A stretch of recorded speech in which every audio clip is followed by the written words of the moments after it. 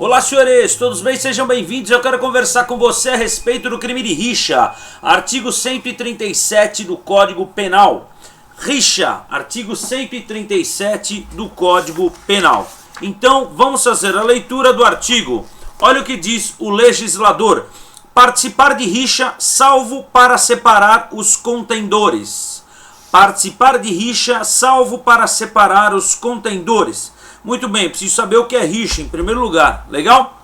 Rixa, segundo o professor Bento de Faria, senhores, é a contenda, briga ou desordem entre várias pessoas. Isso é rixa, beleza? Agora, cuidado, com relação ao sujeito ativo do crime de rixa, nós temos um probleminha.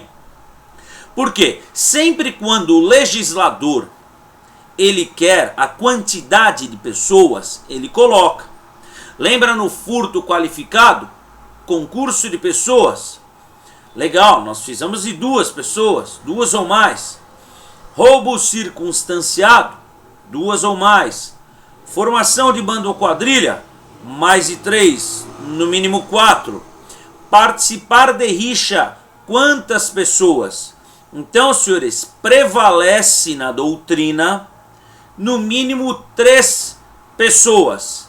Assim entende os professores Alberto Silva Franco e Rui Stocco, Rogério Sanches, Mirabete, Luiz Regis Prado, Damásio de Jesus, entre outros.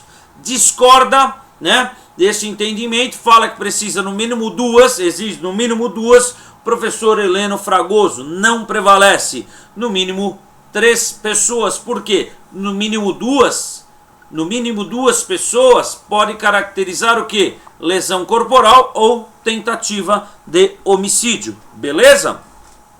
Vamos analisar. Ele fala participar de rixa. Participar de rixa. Rixa nada mais é do que a reciprocidade das vias de fato e desencadeia por vários... desencadeada, né?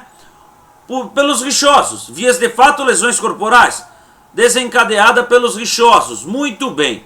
Agora, todos são agredidos e agressores. Todos são. Não importa o momento da participação, ok, senhores? Não importa. Podendo ser antes ou após, ou durante a rixa, né? Antes ou durante a rixa. Não caracteriza a rixa, senhores, a discussão acalorada. Necessita-se de violência física, no mínimo vias de fato. Aquele empurra, necessita-se de violência física. Ora, violência física é necessário para haver rixa? O contato físico não é necessário. Se for estudar a doutrina, arremessos de pedras, cadeiras, pedaço de pau, etc, etc, a rixa. Senhores, muito cuidado que rixa, senhores, é necessário para haver esse crime de rixa o combate desorganizado, ou seja, todos contra todos. Gravem isso. Todos contra todos. Por quê? Porque se for possível demarcar com precisão 2 grupos rivais, por exemplo, aí não é rixa, lesão corporal, tentativa de homicídio. Por exemplo, em estádio de futebol, 2 torcidas rivais. Isso é lesão corporal, tentativa de homicídio.